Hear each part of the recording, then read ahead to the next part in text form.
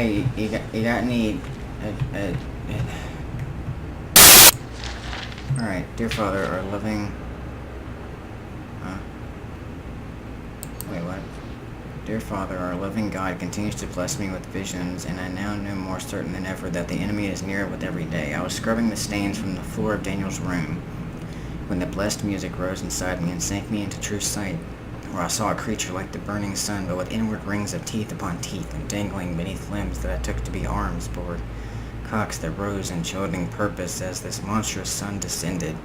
It fucked the earth and birthed some great and slouching horror from the fire. I was filled with the same fear, so great that I could not breathe, no move, and saw myself all those years back blinding Daniel with the lie and trying to weep but could not. And when I woke, I found myself wet with lusting, painfully desirous to feel him.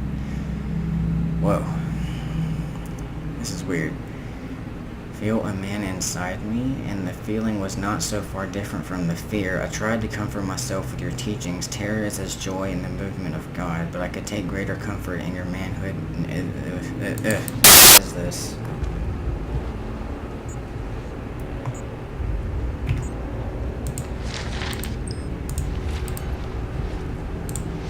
Okay. Midwife's lament. The babe is coming, ready the knife. The babe is coming, night's midwife. Mother to the enemy, stained within. God's creation, saved with sin. Hallelujah, stay the storm. No longer must we wait. For come the dawn, the enemy born, to die in Templegate. Templegate must be the town. The babe is growing. Her belly swells. The babe is growing, sent from hell. Whoa. Ezekiel waits, a sharpening his blade. Can't read this, like blood all over it. For her at the gate we kneel and pray. In the chorus. Okay. Sounds like a really fucked up incantation. The fruit of destruction shall ripen within the foul womb of the martyred mother. The spider-eyed lamb shall bring judgment of the lesser whore unto even the great whore who sitteth upon many waters. That is very disturbing. Also, there's something on my neck. I'm gonna die. I'm just kidding. And here we go. God. No! God wants the child. God wants the child. Get off me! Get off me! God wants the child. Lynn! No, you... No! You motherfuckers! No! Get off me! No! You leave her alone! Leave her alone! Lynn! Lynn!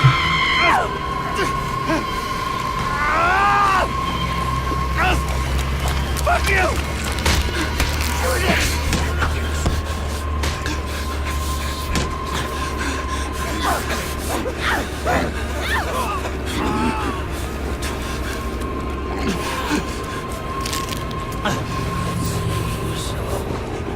I've watched my father fuck your God to death.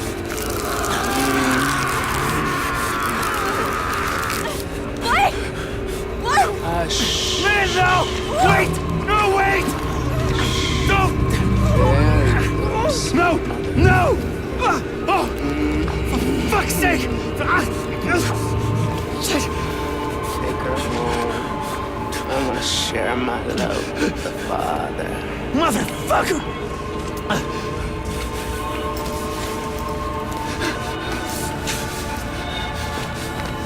God doesn't love you. Not like I do. Ew.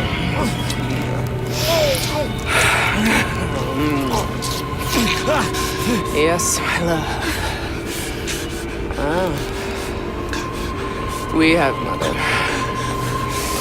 I think I'll see you again.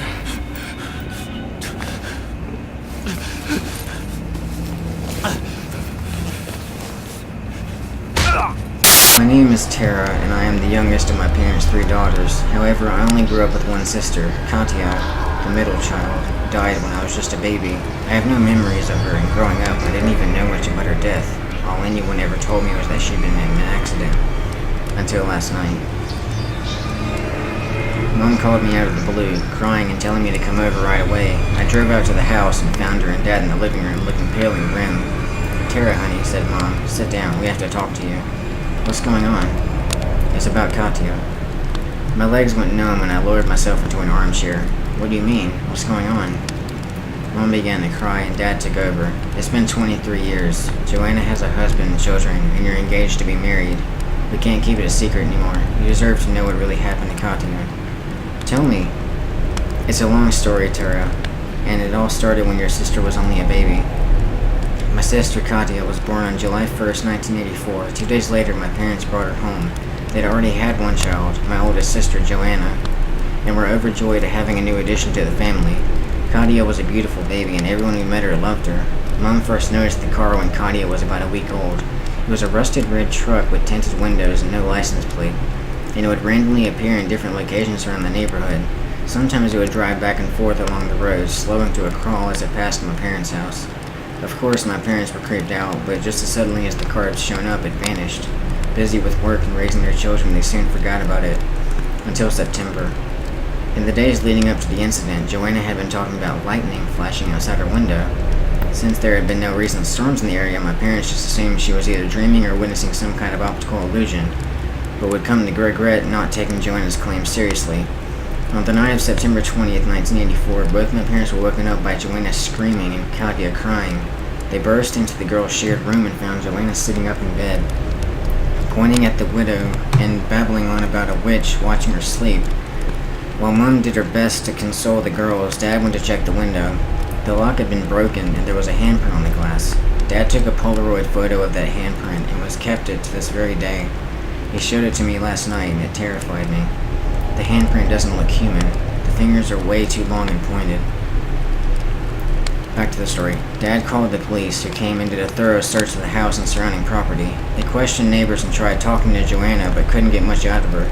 With nothing to go on, the case went cold before it even took off. After that incident, things seemed to calm down a bit. Eventually, my family fell into an uneasy sense of peace, believing the witch would come back. 6 months later, an unmarked package appears on the doorstep. It was wrapped in nondescript brown paper and tied with frayed string. Inside was a box filled with Polaroid photos. Most of them were of Katia, sleeping in her crib, being pushed in her stroller, playing with a wooden spoon in her high chair. A few were of Joanna and of the house, but it was the photo at the very bottom that really terrified my parents. It was a close-up shot of a face, the face of an old woman. Her skin was translucently pale with a map of blue veins running beneath it. Her gray eyes were huge, the pupils dilated, and she wore a deranged grin. Again, the police were called. Again, they searched the area and spoke to anyone who would talk. This time, some of the neighbors reported seeing an old woman lurking around. They all described her as having long white hair and giving off an eerie vibe. My parents were pretty sure she was the same old lady as in the photo, but no one could prove anything. The investigation lasted about a week, and during that time, my phone calls began. They were from an unknown number and usually consisted of heavy breathing. Sometimes a raspy voice could be heard singing nursery rhymes. Even after my parents changed their number more than once, the calls kept coming. This went on for 4 years, until I came along and Katia was taken from us. In 1989, Mom gave birth to her third child, me. By then, the mysterious phone calls had been coming for 4 years, but seemed to be petering out a bit. My family had moved into a new house in the next neighborhood over, hoping for a fresh start. Things were looking up. Sadly, it was only an illusion. On a late August night, Katia was stolen. She was only 5 years old. Now, this part of the story is a little hazy since it's very painful for Mom and Dad to recount. What I do know is that they were woken up by a terrible crash and found the window to Katia's bedroom shattered. Blood splattered the sheets and floor and trickled down to the side of the house. "Katia!" Mom screamed. There were no witnesses, no fingerprints, nothing but the blood trail and broken glass. Katia's shredded, blood-soaked nightgown was found in a wooded area 5 miles from the house. Her body itself never turned up, but the police believe she was dead. To this day, my parents still blame the cops. If those assholes had only done something the first time, maybe Katia would still be with us, said Dad. The bitterness in his voice made me flinch. "Do you believe she's dead?" I whispered. "I do, but only because the alternative is too horrible for me to contemplate." In the short time since my parents told me the truth, I've become obsessed. I believe there is still something they aren't telling me, and I want to find out as much as possible. Tomorrow I'm visiting Joanna, and I plan to ask her if she remembers anything. She probably does. I just hope she is willing to talk about it. If anything more comes up, I'll update. Things are really crazy right now, so it might be a while. I just hope I could find some closure. Until next time. Tara.